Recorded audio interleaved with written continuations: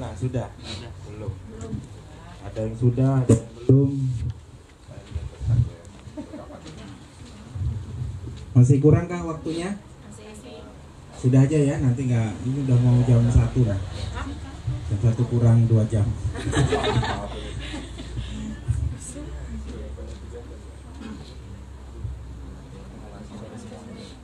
Sudah, sambil supaya suasananya agak enak lagi, agak kasih ruangan di sini untuk teman-teman kita nanti. Batasnya sini, hadap sini semua ya. Hadap sini semua.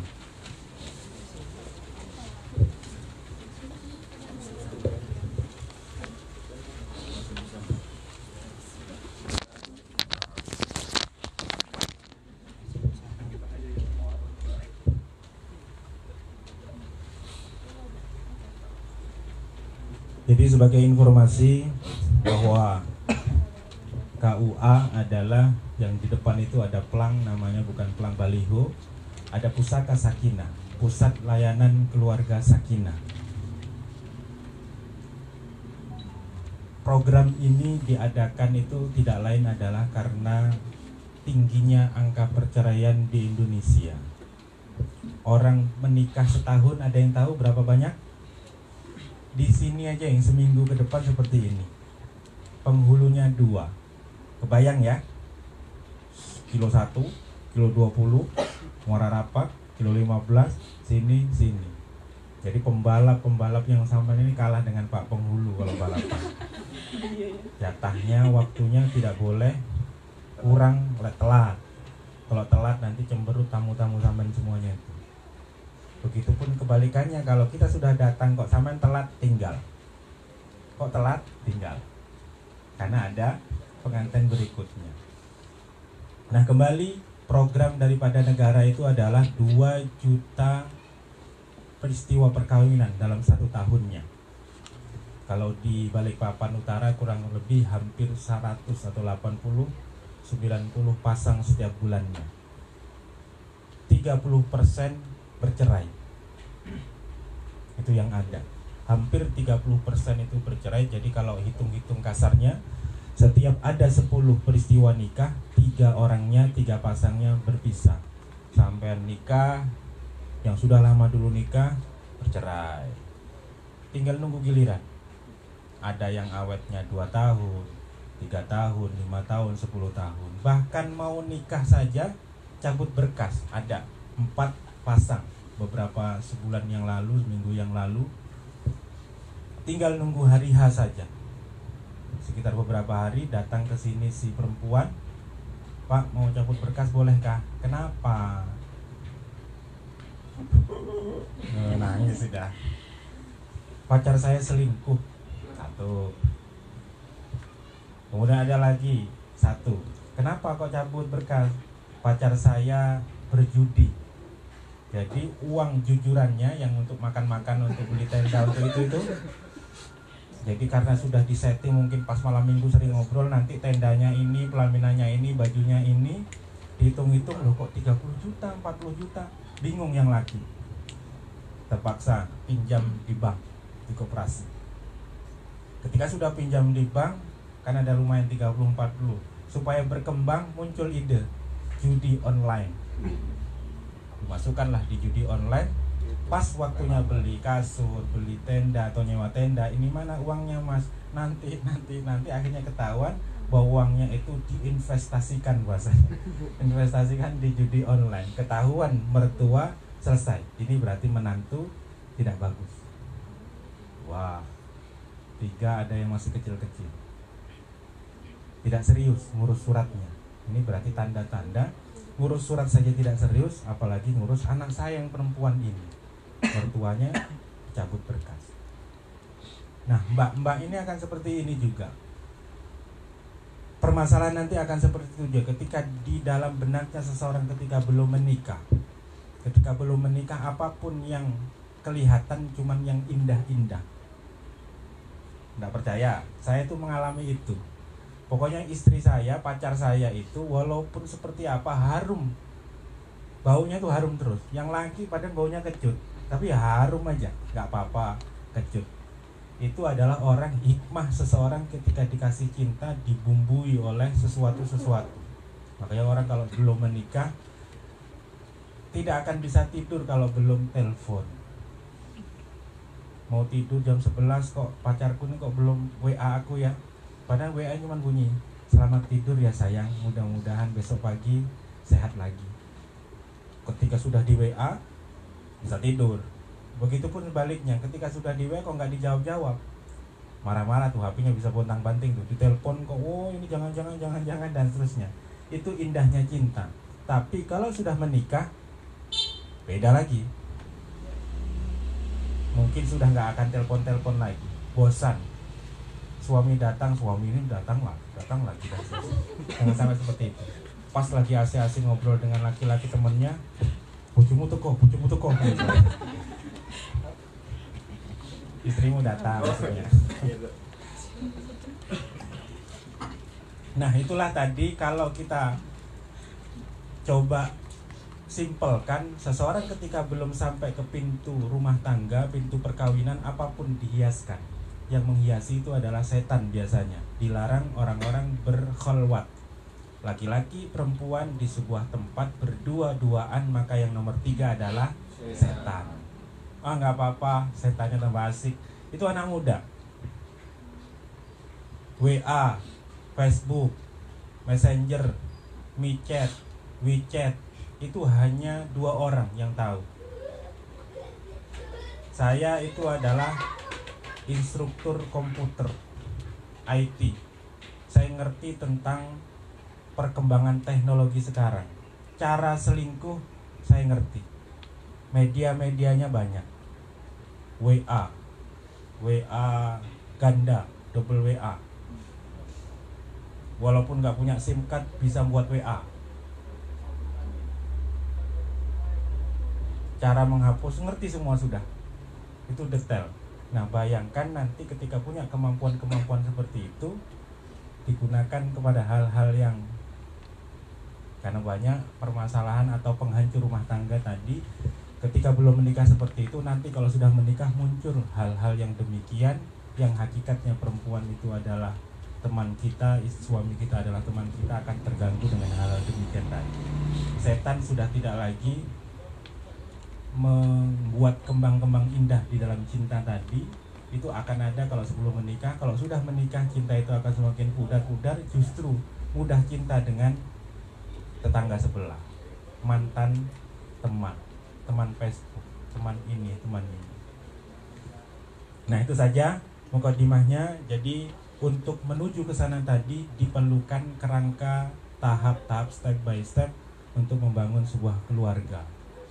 Nah dengan versi mbak-mbak, versi mas-masnya masing-masing yang belum dikasih trik-trik gitunya tadi, yang di sini ada modul bimbingan perkawinan, bahwa bimbingan perkawinan ini adalah berhak didapat oleh pengantin-pengantin. Untuk tahun ini sekitar 350 pasang. Insya Allah akan setar sekitar bulan Maret. Jadi untuk teman-teman sekarang tidak mengikuti ini, sekolahnya harus diikuti 2 hari, 16 jam. Mulai jam 8 sampai jam 4. Jam 8, jam 4, jam 8, jam 4. Jadi ketika keluar sekolah itu selesai kemampuan di dalam manajerial, cara nundukan suami, cara nundukan istri, pengen punya anak 2, penghasilannya berapa, cara manage keuangan keluarga seperti apa, itu dididik paling tidak sempurna di situ. Ketika selesai dibimbing,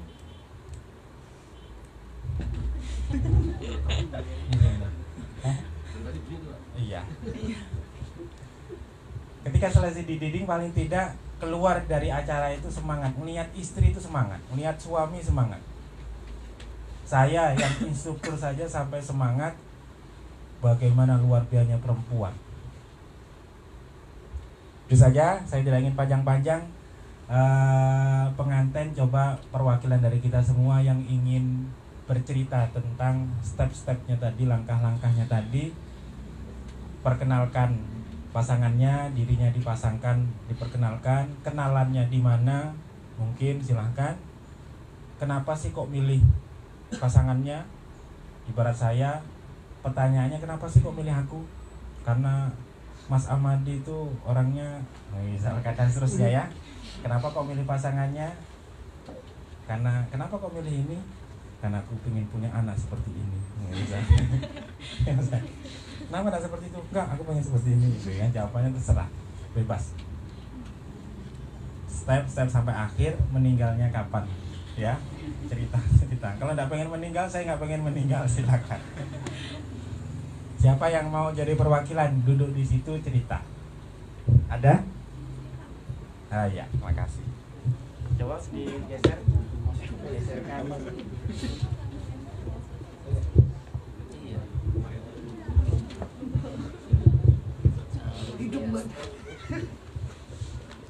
Oke, assalamualaikum warahmatullahi wabarakatuh. Selamat pagi teman-teman semua. Perkenalkan, nama saya Sadel. Biasanya dipanggilnya Sadel, tapi nama lengkapnya Dwi Sadela Maharanita. Yang sebelah kanan saya ini pasangan saya, namanya Firman, asli Betawi, Jakarta. Kalau saya kebetulan lahir besar di Balikpapan, kalau beliau orang Jakarta. Firman Izarul Haq. Kami ketemunya itu 2013 saat umroh bulan April. Jadi ketemunya pada saat sama-sama umroh, sama-sama waktu itu pengen minta jodoh. Terus kemudian sebenarnya kami sudah lamaran di Juli 2013, tapi ada sedikit permasalahan, salah paham mungkin antar pihak keluarga sehingga sempat dibatalkan. Tapi lalu kemudian 7 tahun kemudian setelah usaha bertahun-tahun dan setahun terakhir coba untuk terus diusahakan, akhirnya orang tua restu dan kami bisa sampai di tempat ini pada pagi hari ini. Jadi kalau ditanya kenapa memilih beliau yang bersangkutan, karena saya pikir 7 tahun itu bukan waktu yang sebentar. Kami sudah sama-sama saling menguji dalam berbagai macam suka duka. Dia juga cukup fight, dan satu hal yang buat saya, kenapa saya yakin, kalau beliaunya nggak tahu nanti boleh tanya sendiri. Tapi kalau saya pribadi, karena sabarnya yang mahal buat saya, karena saya orang yang cukup perfeksionis dan egonya tinggi, tapi beliau bisa mengimbangi, kurang lebih seperti itu. Nah, saya mau sharing sedikit tentang our marriage will be ya. Jadi kayak apa sih konsep pernikahan? Sebenarnya kita belum pernah ngobrolin kayak gini, karena beliau orangnya mengalir, saya planning, tapi gila lah kami belum pernah ngobrol seperti ini. Tapi kurang lebih ini mau dibacakan seperti apa Pak? Per tahun gitu kah? Ya monggo, semakin detail bagus. Oke. Biar cepat pulang nanti ya. Oke. Terima kasih Bapak. Jadi kita akan mulai. Saya jujur saya belum mau menikah dalam waktu dekat seperti teman-teman kan, kayaknya bulan-bulan ini sama atau bulan depan ya, at least ya. Saya sebenarnya di 17 April akad, 18-nya itu insya Allah resepsi nanti di hotel. Masih jauh, tapi karena kami dari Jakarta dua-dua, jadi kami harus hari ini jadwalnya. Nanti April mulai kehidupan kami berdua, insya Allah 2021 targetnya. Kami sudah harus prepare budget itu di 2020 ini untuk istilahnya kelahiran anak ya, itu dalam konsep kami. Sehingga nanti pada 2021 ketika insya Allah kalau langsung punya anak, itu kami sudah punya budget untuk itu persiapannya. Saya pribadi ada target pengen pulang ke Balikpapan, dan alhamdulillah beliau menyetujui. Tapi saya lagi nego dengan manajemen Komatsu untuk bisa dipindahkan di 2021. Itu target kami berdua. Kelahiran anak pertama di 2021. Lalu kemudian di 2022 sesuai amanah dari papa saya itu minta kalau bisa itu haji secepatnya dengan pasangan. Nah, itu target kami di 2022. Syukur-syukur ada rezeki bisa beli rumah di Balikpapan. Itu targetnya, insya Allah. Diaminkan biar cepat. Amin. Terus kemudian di 2023 ada target ganti mobil dan lahir anak kedua. Ini harus punya kayak gitu, jadi biar semangat ya. Ini yang lain kayaknya kok jauh ya kayak ya. Iya. Tapi at least itu motivasi. Saya selalu gitu, dan insya Allah itu jadi kayak doa. Saya selalu punya kayak gitu, jadi insya Allah itu jadi doa buat kita juga.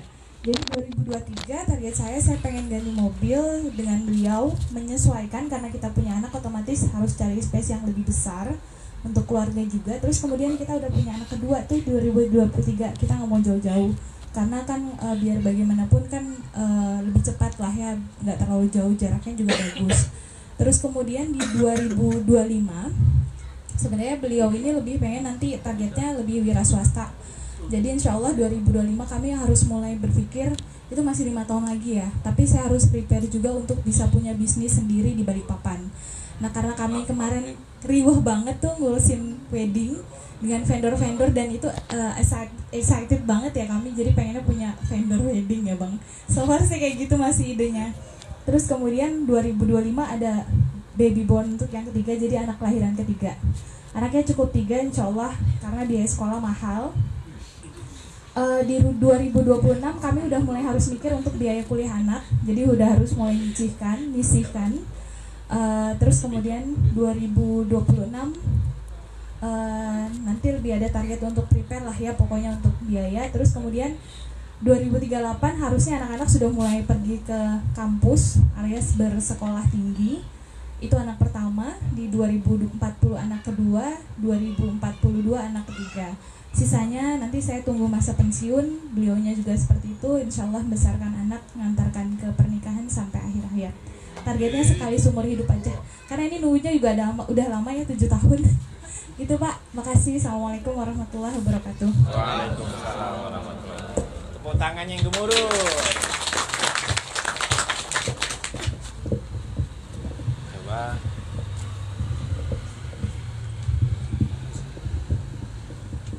Terima kasih Mas Firman dan Mbak Sadel. Mas Firman nggak ngomong kah? Saya suka gayanya. Ini kayak yang buat kelepek-kelepek sih Mbak. Nggak gitu kok pas saya tanya. Kayak gitu kah? Anu Mas Firman, Mbak Sadel? Enggak, itu pura-pura aja. Ya satu seperti itu, ada beberapa poin yang luar biasa bagus menurut saya catat di sini. Tapi masih ada waktu. Masih ada setengah 11, kita akan selesai di jam 11 saja. Siapa yang ingin coba cerita? Nanti setelah ada cerita satu, pembanding paling tidak ada versi lain. Karena masing-masing karakter kita berbeda. Seperti mbaknya tadi sudah kenal 7 tahun. Ada yang mungkin baru kenal kemarin. Kenal di mana? Kenal di Facebook. Loh kok cepet-cepet? Iya, ini jarang-jarang nih laku-laku. Biasanya nggak laku-laku misalkan. Cerita. Silahkan. Versi yang lain bebas, silahkan semampunya. Jangan-jangan yang ketawa nih mengalami itu. Ada versi yang lain yang ingin coba memberikan sedikit cerita-cerita tentang rencana keluarganya ke depan? Mas, bro. Ya Pak, nih Mas, Pak Ustadz muda nih, MTQ itu musabakoh. Versi yang sering ikut MTQ kok milih ini, kenapa sih? Mungkin ini aja dipilih, gitu kan? Coba buktikan jawabannya apa. Ya, cerita ya.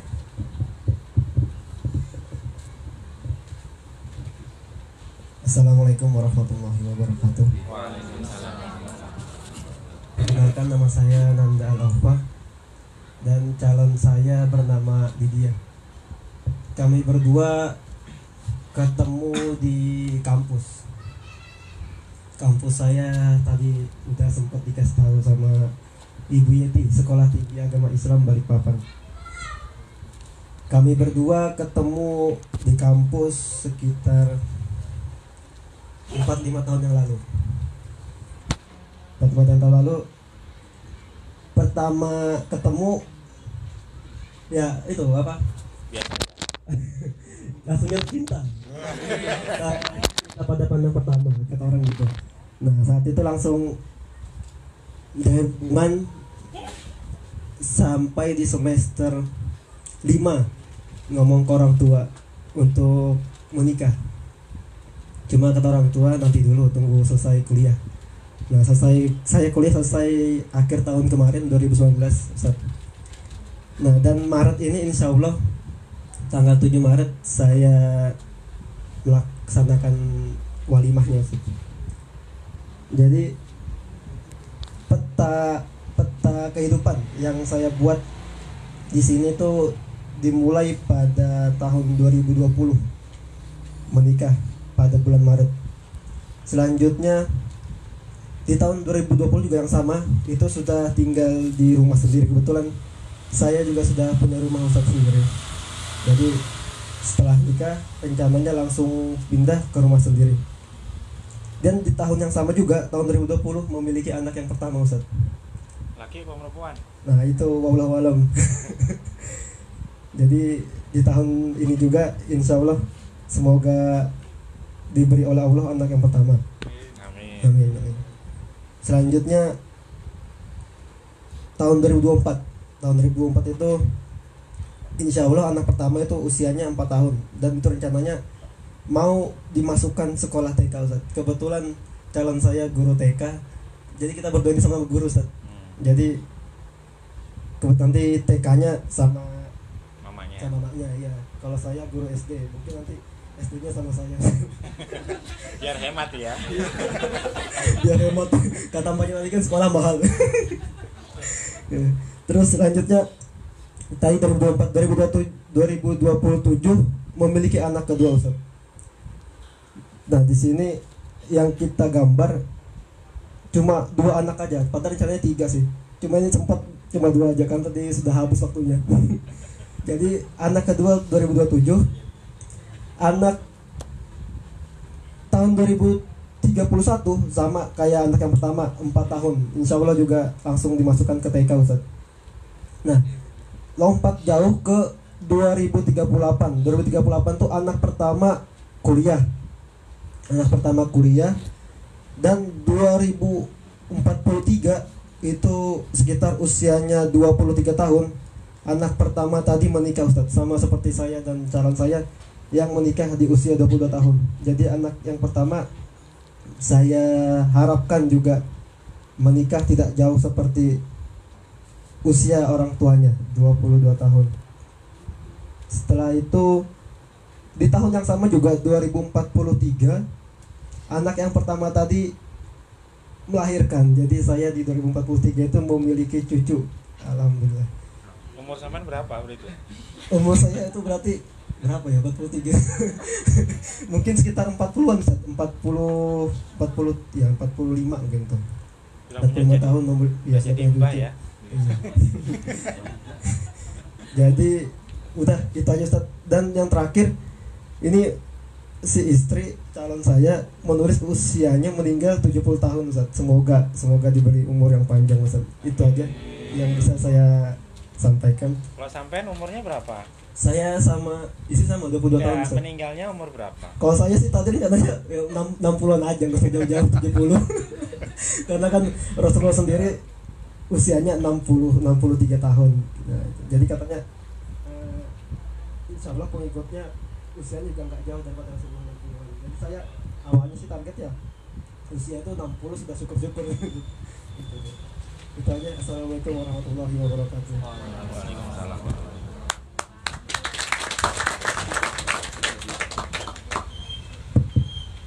Terima kasih Mas Nanda dan Mbak Lydia, Mas Firman dan Mbak Sadel. Saya banyak dapat ilmu banyak kayaknya tadi. Mbak juga di sini pasti banyak pikiran.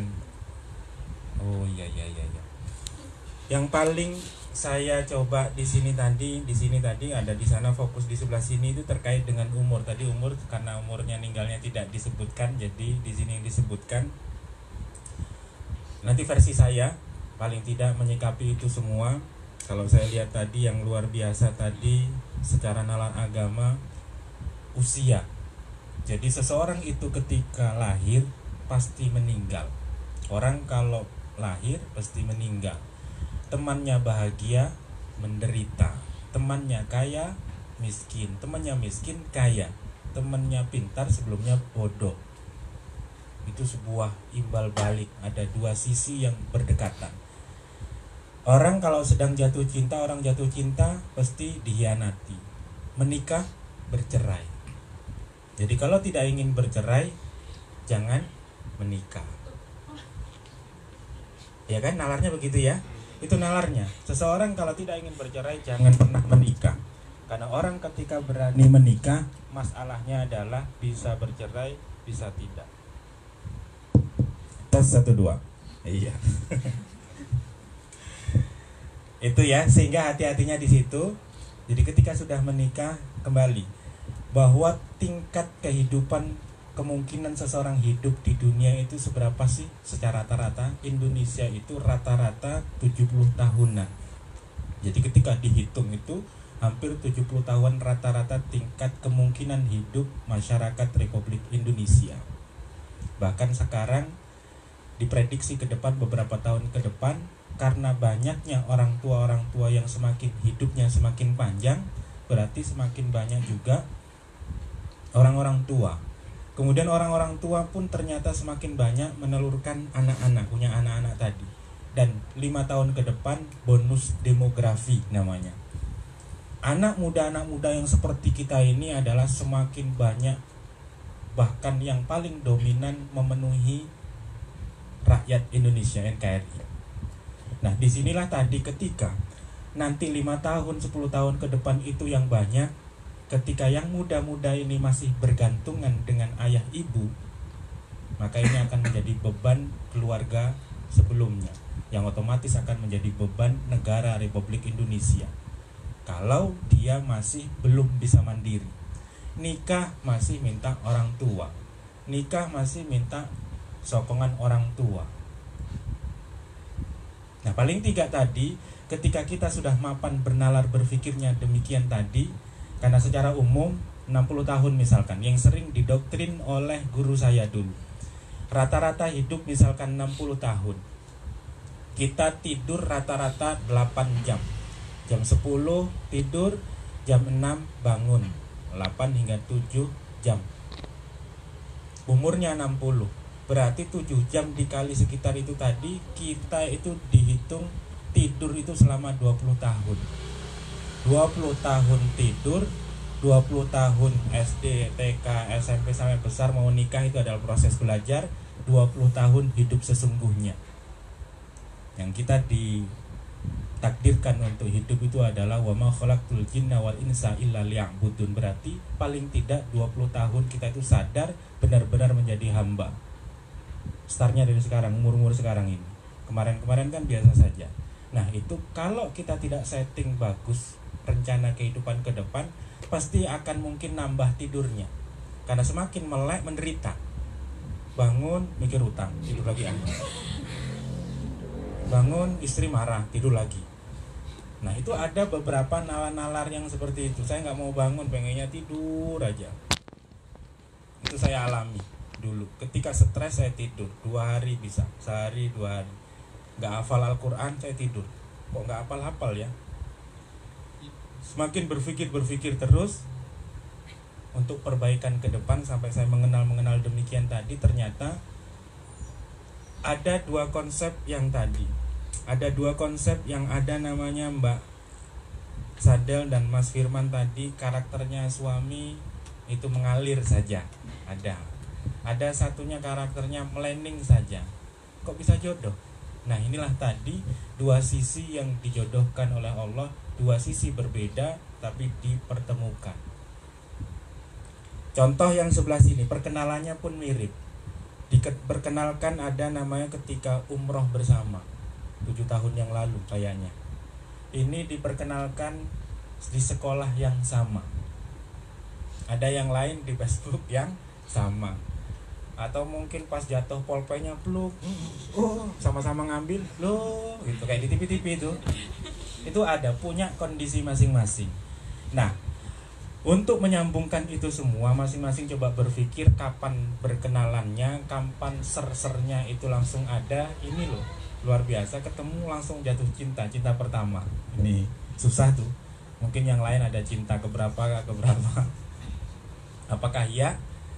Kalau saya secara nalar saya dengan istri saya bukan cinta pertama, karena teman biasa lama-lama, lo kok belum nikah? Iya belum nikah, ayo nikah yuk, itu aja.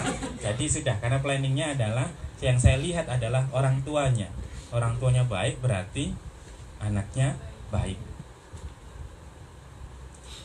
Nah, dari sisi perkenalan tadi, jadi Allah itu menurut pemahaman saya, seseorang itu hasil akhirnya kita di sini adalah surga dan neraka. Mau neraka atau surga? Surga. Kalau orang sudah ditakdirkan rencana, kita nggak ngerti takdir, Allah semua yang mengatur jalannya, mau surga atau neraka, paling tidak Allah membuat isyarat-isyarat untuk menuju ke sana. Kalau oleh Allah takdirkan surga, pasti pun akan didekatkan dengan teman-teman yang menuju ke sana. Dicarikan istri yang bisa memudahkan ke sana, suami yang memudahkan ke sana. Begitupun sebaliknya, kalau akan ditakdirkan menuju neraka, istrinya dicarikan istri yang pandai merampok, pinter merampok, pinter nyuri, dukung suami. Mas, kapan merampoknya? Kapan jadwalnya? Ada saja ide-ide itu saja untuk menuju ke arah sana. Masuk ya? Karena secara korelasi tadi, Tuhan itu membuat isyarat. Seseorang, Allah ketika ingin menurunkan hujan, tadi jam 6 sudah mendung-mendung. Saya dari Samarinda, perjalanan ke sini, tahu kalau mendung kok tidak pakai mobil, pasti kehujanan. Walaupun pastinya bahasa mungkin pola alam, kita hanya planning saja. Di sana akan mendung, berarti kita persiapan. Allah sudah kasih tanda-tanda. Kalau tidak dipersiapkan maka akan seperti ini. Disitulah proses namanya planning. Apakah planning ini melawan takdir? Apakah planning itu lebih bagus mana planning dengan mengalir misalkan ya? Karena ada karakter sufi itu adalah mengalir mengikuti takdir kehendak Tuhan. Kalau takdirnya baik, baik. Kalau takdirnya buruk, buruk. Nah, ada satu penjelas penalarannya itu, kewajiban kita sehebat-hebat orang adalah pandai bersyukur. Allah sudah kasih tangan, Allah sudah kasih pikiran, Allah sudah kasih teman, Allah sudah pertemukan saya. Bapak, mas, mbak sudah ketemu hari ini. Saya juga nggak planning juga akan ngobrol ini. Ini namanya Allah takdirkan. Disuruh berpikir, berarti Allah itu ciptakan otak. Digunakan untuk apa otaknya nanti ketika hidup. Dulu ada orang ngomong ini, kenapa engkau tidak berpikir itu dan memplanning itu dan seterusnya, sehingga hasilnya sekarang seperti ini. Ada sebuah contoh yang sering disampaikan ketika seminar. Ada orang tahu hujan deras, percaya kepada Tuhan bahwa hujan deras ini pasti tidak akan menenggelamkan kantor ini, tetap di sini saja. Kemudian 1 jam lagi hujan lagi, tetap percaya nggak mungkin tenggelam, Allah kan maha baik maha kasih. Naik ke loteng, agak tenggelam. Ada tim penyelamat datang evakuasi, ayo naik kapal. Allah maha baik, percaya karena takdir tadi, Allah maha baik. Akhirnya semakin tenggelam, dia naik ke atas lagi. Terakhir sampai tim helikopter datang melemparkan tali, ayo naik. Tidak, Allah maha baik, tidak mungkin tidak menyelamatkan saya. Akhirnya tenggelamlah tadi, selesai meninggal. Pas ketemu malaikat, meninggal simpelnya. Protes dia, Tuhan, kamu kan maha baik, maha kasih, maha sayang, kenapa engkau tidak selamatkan aku pada saat peristiwa banjir pada saat itu? Dialog terjadi, bukannya aku tidak sayang bagaimana, aku sudah memperingatkanmu ada sebentar lagi turun hujan, kenapa tidak siap-siap menyingkir?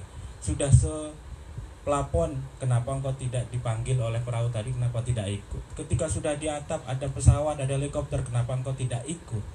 Itu adalah isyarat-isyarat Tuhan yang ada di sekitar kita, yang kita tidak peka di situ tadi. Nah, itu namanya isyarat Tuhan. Berarti kita itu bisa memprediksi rumah tangga. Pak kau sebelah sana, itu lagi pulangan kok.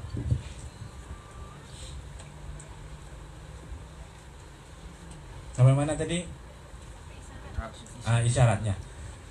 Isyarat Tuhan itu adalah Allah akan sudah jelas, sudah tergambar. Kita ini, suami kita ini adalah suami yang terbaik atau tidak, istri kita ini terbaik atau tidak, dengan berkaca ke belakang. Ciri-cirinya adalah diperkenalkan di situasi yang baik atau tidak.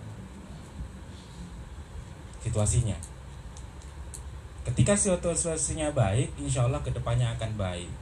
Karena orang baik akan dipertemukan dengan orang-orang baik. At-thayyibatu lit-thayyibin, orang baik itu ketemunya orang baik.